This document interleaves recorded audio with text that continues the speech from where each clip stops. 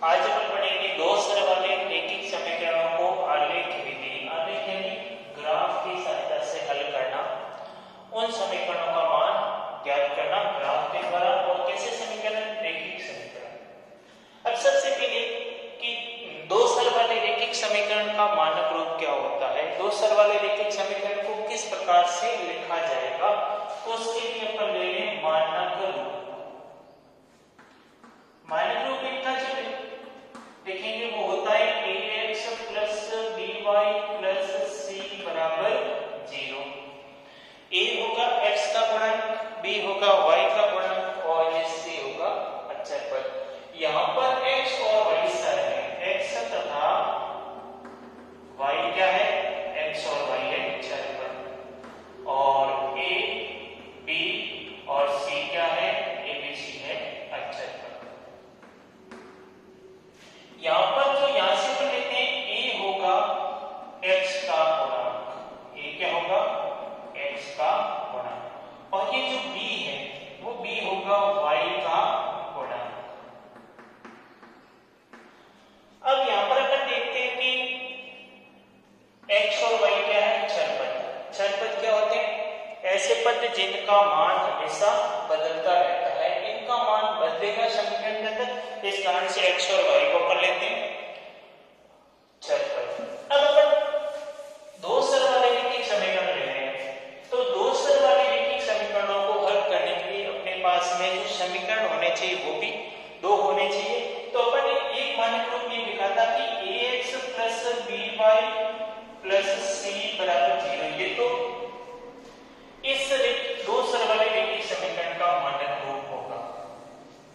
अब अपन यहां से दो समीकरण कैसे बनेंगे, तो दो समीकरणों में होगा a1x plus b1y plus c1 बराबर 0। ये समीकरण कौन सा होगा, पहला समीकरण क्या होगा, पहला समीकरण होगा a1x plus b1y plus c1 बराबर 0, और अगला समीकरण होगा a2x plus b2y plus c2 बराबर 0, और ये समीकरण क्या होगा, समीकरण नंबर 2। यहां से अपन देखते हैं तो यहाँ a1 और a2, a1 और a2 क्या है, x के गुणांक है। a1 समीकरण 1 में x का गुणांक है, a2 समीकरण नंबर 2 में x का गुणांक है, और b1 तथा b2 ये क्या होगा, ये होंगे y के गुणांक होंगे, और c1 तथा c2 क्या होगा, c1 और c2 होंगे दोनों समीकरणों में अचर पद। c1 होगा समीकरण नंबर 1 में अचर पद, और c2 होगा समीकरण नंबर 2 में अचर पद। अब अपने पास में दो समीकरण आ गए, पहला a1x plus b1y plus c1 बराबर 0, और number 2 a2x plus b2y plus c2 बराबर 0, ये समीकरण नंबर आ गया 2। अब इन दोनों समीकरणों के जो इन समीकरणों में अचर पद के जो गुणांक हैं, उन गुणांकों की तुलना करके अपन ये पता लगाएंगे कि इन दोनों समीकरणों से बनने वाला ग्राफ किस प्रकार का होगा, क्योंकि इस समीकरण से अपन को एक मिलेगी सरल रेखा, और समीकरण 2 से भी अपन को क्या मिलेंगे, सरल रेखा। ये दोनों सरल रेखा समीकरण, तो यहाँ से जो दोनों सरल रेखाएं मिलेंगी वो दोनों सरल रेखाएं एक दूसरे को किस प्रकार से प्रतिच्छेद करेगी, एक दूसरी रेखा को किस प्रकार से आपस में काटेगी, और जिस बिंदु पर ये दोनों रेखाएं काटेगी वही इस समीकरण का हल कहलाएगा।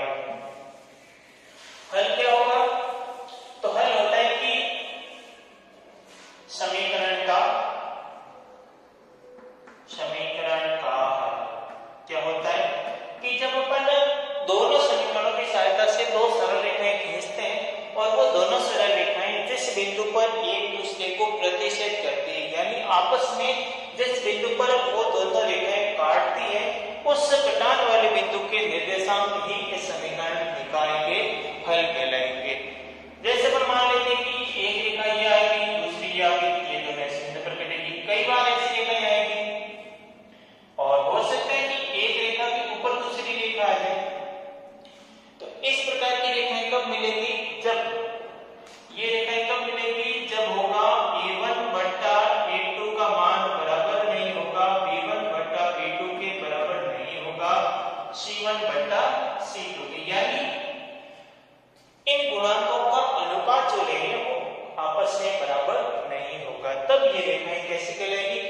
प्रकार से कटेगी और इन रेखाओं का नाम है प्रतिच्छेदी रेखा। प्रतिच्छेदी रेखा ये कैसे होगी? तो ये होगी प्रतिच्छेदी रेखा। और प्रतिच्छेदी रेखाओं के हल कितने होते हैं? तो इनका एक अद्वितीय हल होगा। इनका एक अद्वितीय हल होगा। अद्वितीय का क्या होता है? अद्वितीय का अर्थ निश्चित हल होगा। इसका एक ही बिंदु पर ये एक दूसरे को प्रतिच्छेद करेगी, ज्यादा बिंदुओं पर आपस में नहीं काटेगी, उसको कहते हैं अद्वितीय हल। अब इसके हल किस प्रकार के होंगे? तो इनमें हलों का जो प्रकार है, किसी भी समीकरण निकाय के हल हमेशा दो प्रकार के होते हैं, या तो वो दोनों हल संगत होंगे या फिर दोनों हल असंगत होंगे। संगत कब होंगे? कि जब दो रेखाएं किसी भी बिंदु एक या अधिक बिंदु पर प्रतिच्छेद करती है, जब प्रतिच्छेद करेगी तो उस समीकरण निकाय का हल संगत होगा, और जब दोनों रेखाएं आपस में प्रतिच्छेद नहीं करेगी तब वो समीकरण निकाय के हल होंगे वो असंगत होंगे। यहाँ पे एक बिंदु पर प्रतिच्छेद करें, इस कारण से इसके हल कैसे होंगे? तो इसके हल होंगे संगत। अब देखो संगत हल प्रतिच्छेदी रेखा तो बनेगी जब क्या होगा? a1 बट्टा a2 बराबर नहीं होगा b1 बट्टा b2 के बराबर नहीं होगा c1 बट्टा c2। ये कंडीशन है तभी दोनों रेखाएं प्रतिच्छेदी होगी, अन्यथा नहीं होगी। जब दोनों रेखाएं प्रतिच्छेदी आएगी तो उन दोनों प्रतिच्छेदी रेखाओं का एक होगा अद्वितीय हल होगा। अद्वितीय हल का मतलब उनका एक निश्चित हल होगा। वो दोनों रेखाएं किसी एक ही बिंदु पर प्रतिच्छेद करेगी और उनके जो हल मिलेंगे उन हलों का प्रकार कैसा होगा? वो हल कैसे होंगे? संगत होंगे। संगत क्यों होंगे? संगत कब होते हैं? कि संगत हल तभी होगा जब दो रेखाएं किसी एक या एक से ज्यादा बिंदु पर प्रतिच्छेद करती है, और जब ये रेखाएं प्रतिच्छेदी है तो ये एक बिंदु पर प्रतिच्छेद अवश्य करेगी। इस कारण से इस समीकरण निकाय के हल जो होंगे वो किस प्रकार के होंगे? संगत होंगे। अभी अपन लेते हैं प्रतिच्छेदी के बाद में और रेखाएं होती कौन सी? समांतर रेखाएं। समांतर रेखाएं कैसे होंगी? तो समांतर रेखाओं का मतलब ये होता है कि दो रेखाएं इनके बेस की दूरी हमेशा समान रहेगी, यानी इन दोनों रेखाओं के बीच की दूरी का अंतर सदैव समान रहता है, नियत रहता है, तभी ये रेखाएं क्या कहलाएगी? ये रेखाएं कहलाएगी समांतर। समांतर रेखाएं कब होगी? जब इन दोनों रेखाओं के बीच का अंतर, इन दोनों रेखाओं के बीच की दूरी ये वाली, ये दूरी सदैव समान रहेगी। जैसे रेल की पटरी होती है, रेलवे की लाइन आपने देखी होगी, रेलवे पटरी चाहे कितनी भी लंबी हो उनके बीच की दूरी हमेशा क्या रहती है? समान रहती है।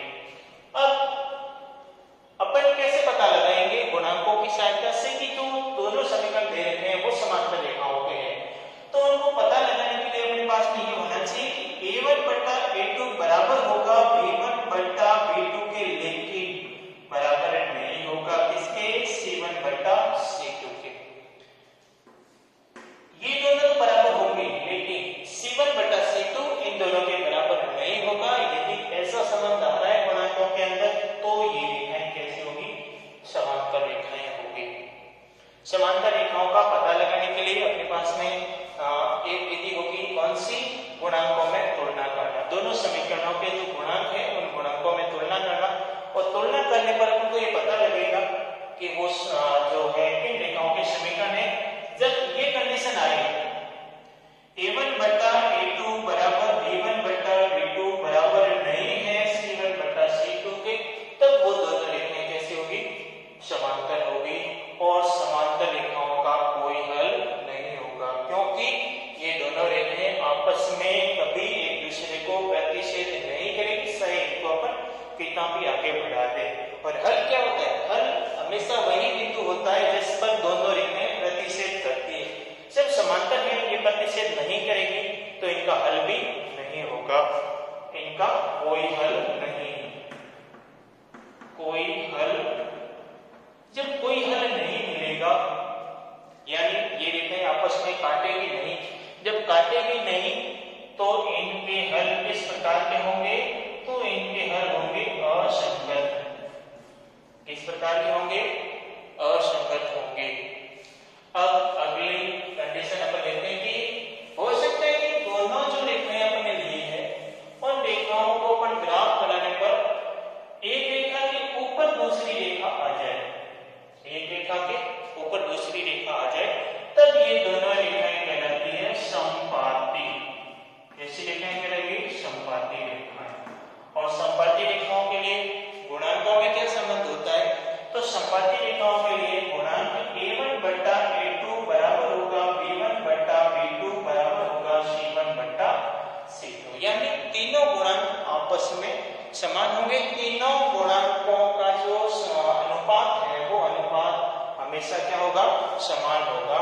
उसी कंडीशन में जो दोनों रेखाएं आएगी वो क्या आएगी, समपाती आएगी। समपाती का क्या होता है कि एक रेखा दूसरी रेखा उसके ऊपर आएगी, यानी दो समीकरणों पर लेके दोनों समीकरणों के लिए जो सारणी बनेगी, इंडेक्स बनेगी, दोनों समीकरणों के लिए x और y का मान समान आएगा, तभी वो दोनों रेखाएं क्या आएगी, समपाती आएगी।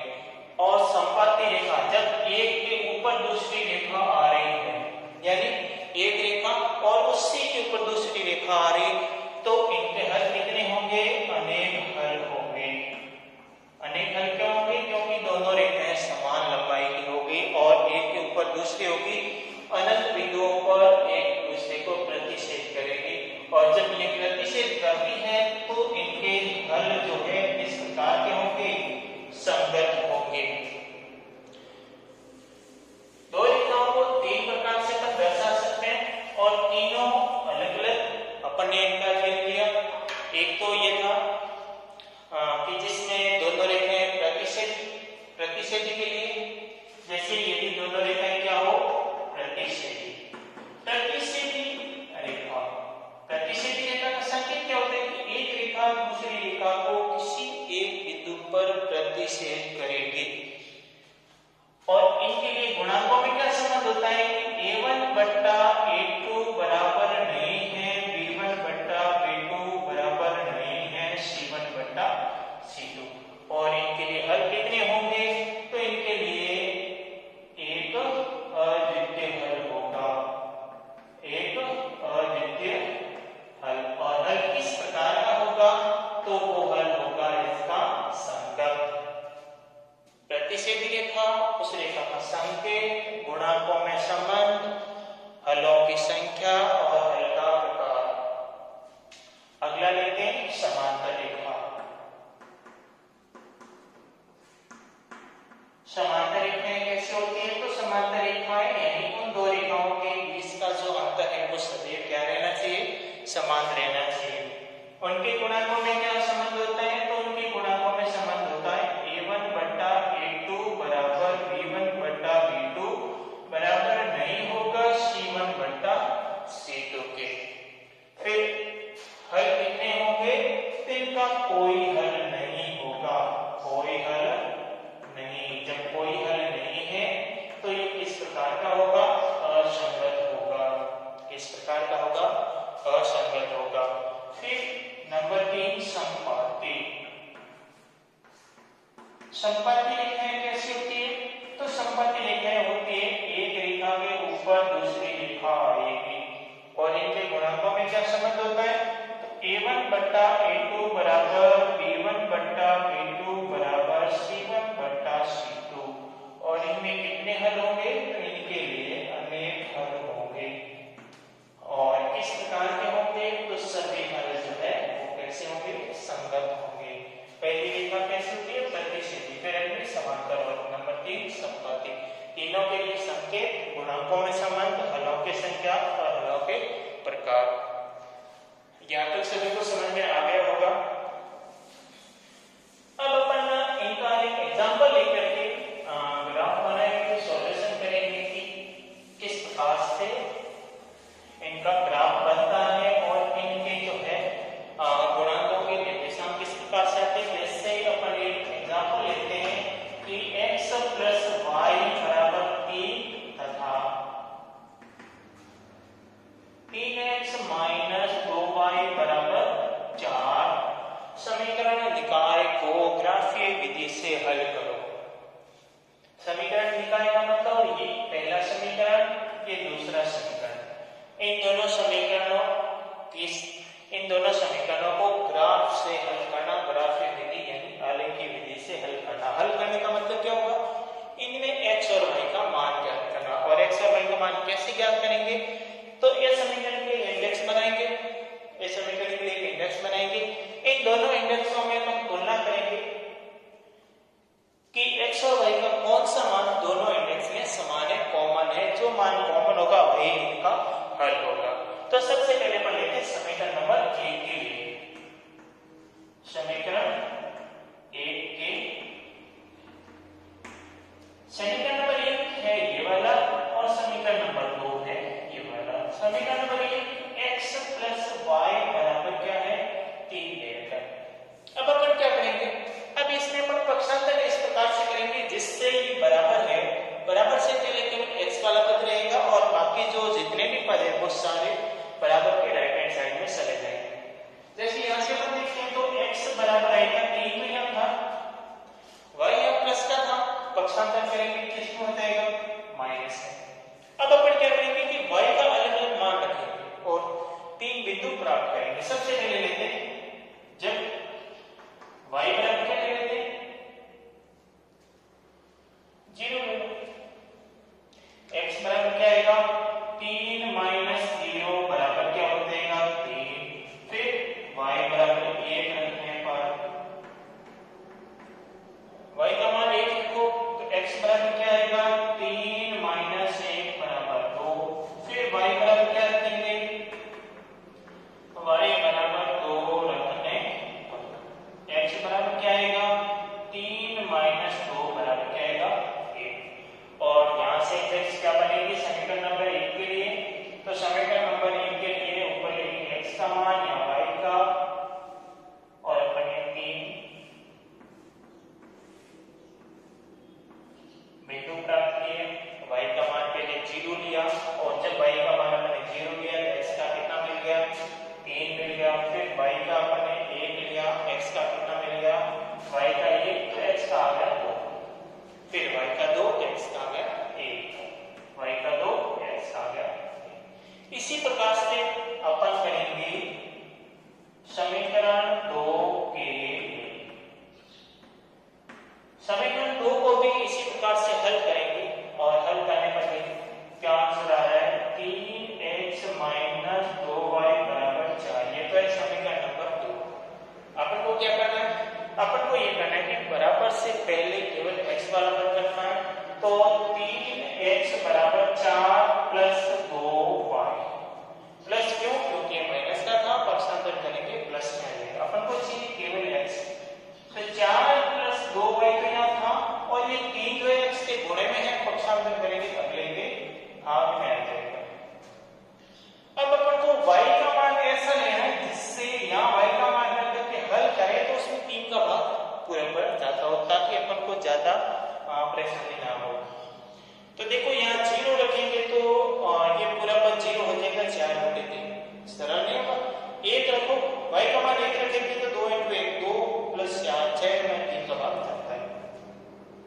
तो क्या करेंगे, सबसे पहले अपन करेंगे y बराबर 1 रखने पर और y बराबर 1 रखोगे तो x बराबर क्या है 4 प्लस 2 × 1 बटा 3 और ये हल करने पर कितना आ जाएगा, तो ये हल करने पर आएगा आपने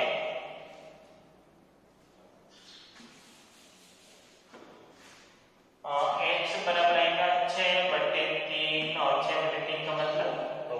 फिर देखो y बराबर क्या रखोगे,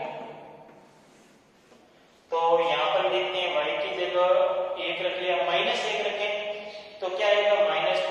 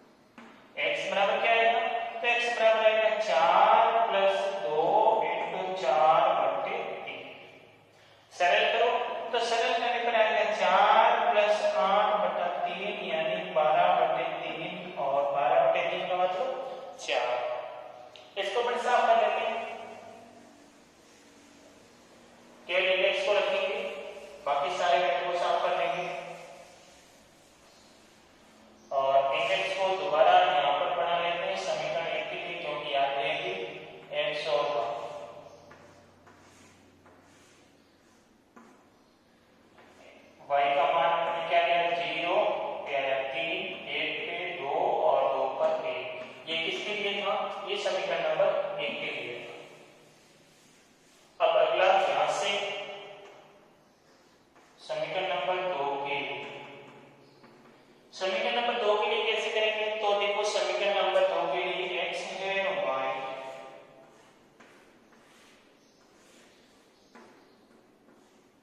पहले अपने y का मान क्या लिया?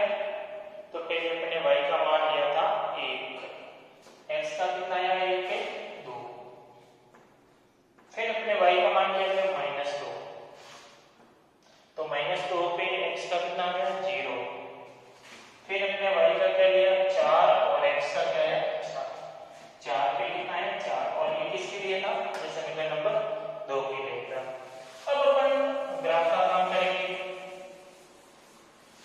यहाँ पर अपन देखते हैं कि प्लस और माइनस दोनों में मान है, तो इस प्रकार से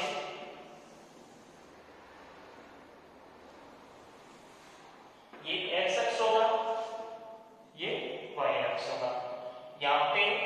अब यहाँ से अपन देखते हैं कि इस ग्राफ का जो पैमाना लेंगे वो क्या लेंगे? पैमाना हमेशा ग्राफ में दाईं और ऊपर की तरफ लिखा जाता है। पहले लिखेंगे x अक्ष का 1 सेमी बराबर 1 इकाई, और फिर लिखेंगे y अक्ष का 1 सेमी बराबर, देखो यहाँ x का मान 1 से 3 तक है या 2 0 से 7 तक है, मतलब छोटा ही मान है, ज्यादा बड़ा नहीं। इस आंसर में क्या ले रहे 1 इकाई। अब अपन y का देखते हैं 0 से 2 -2 से 7, ठीक है, ये भी 1 इकाई ले लीजिए तो भी आ जाएगा पूरे ग्राफ में। आपके ग्राफ में इस प्रकार से ये लाइनें बनी हुई है, आपको केवल इनका मान रखना है, इस प्रकार से लाइनें नहीं खींचनी है। यहाँ बना हुआ नहीं है इस तरह से। अब देखो यहाँ पे जो x का मान आएगा वो माइनस में आएगा, ये -2 ये -3, यहाँ जो y का मान आएगा वो भी माइनस में आएगा, और ये x का मान प्लस में, यहाँ y का मान प्लस में, यहाँ x का माइनस में, यहाँ y का माइनस। पहले अपन क्या करेंगे? तो पहले इंडेक्स नंबर 1 के लिए अपन इन बिंदुओं को रखेंगे ग्राफ में। तो x का मान देखो 3, तो x का मान आ गया 3, x का मान 3 होने पर y का मान कितना है 0, यानी बिंदु कहाँ आएगा? जब y का मान 0 है तो वो बिंदु x अक्ष पर ही आएगा। अगला देखो x का मान 2 है, y का मान 1 है, यानी x पर ये 2 वाली लाइन और y पर 1 वाली लाइन जिस बिंदु पर काटेगी वही अपना क्या होगा बिंदु होगा। अगला देखो y का 2 x का 1, यानी x वाली 1 की लाइन और y में 2 वाली लाइन जिस बिंदु पर काटेगी वही अपना बिंदु होगा। 3 बिंदु हो गए। इन तीनों बिंदुओं को मिलाते हुए लंबी लाइन खींच देंगे, सरल रेखा खींच देंगे, और ये किसके लिए लिखेंगे? तो ये आ गई अपने पास में समीकरण नंबर 1 के लिए। किसके लिए प्राप्त हो गई? समीकरण नंबर 1 के लिए। ये काम कंप्लीट हो गया। अब अगला काम समीकरण नंबर 2 के लिए। समीकरण नंबर 2 में अपन देखते हैं कि x का मान 2 है जब y का मान क्या था 1, x का मान 2 y का मान 1 है, 1 तो फिर ये आ जाएगा।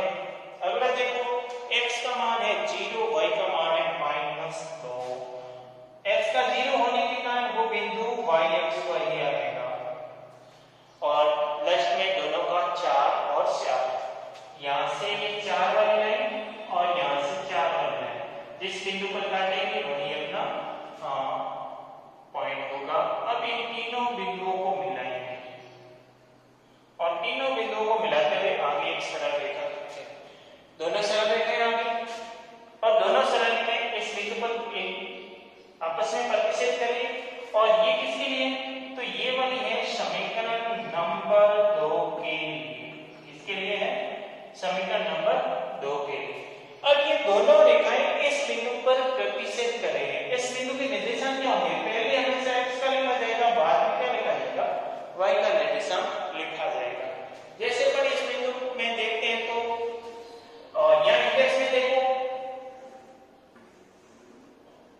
x का 2 y का 1, x का 2 y का 1, ये दोनों इंडेक्स में कॉमन पॉइंट है, और जो दोनों इंडेक्स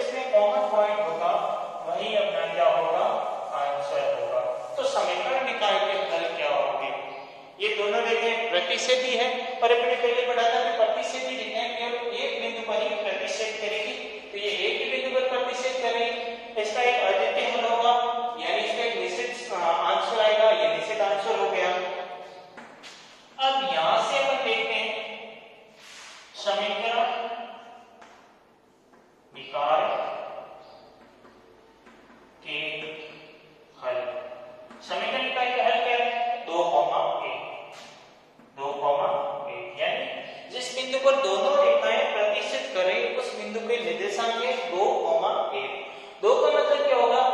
2 का मतलब ये होता है कि निर्देशांक लिखते समय पहला जो निर्देशांक होता है वो हमेशा x का मान होगा और सेकंड निर्देशांक हमेशा क्या होगा? y का मान होगा। यानी इन दोनों समीकरण कौन से को x + y = 3 तथा 3x - 2y = 4, इन समीकरण निकायों को अपन हल किया और हल करने पर इनसे प्राप्त होने वाली दोनों रेखाओं को अपने ग्राफ में दर्शाया और ग्राफ में दर्शाने पर हमने देखा कि ये दोनों रेखाएं किसी एक बिंदु पर आपस में प्रतिच्छेद करें और उस बिंदु के निर्देशांक 2,1। 2,1 का मतलब होता है कि पहला निर्देशांक ये हमेशा x का मान है और ये बाद वाला हमेशा किसका मान है? y का मान है।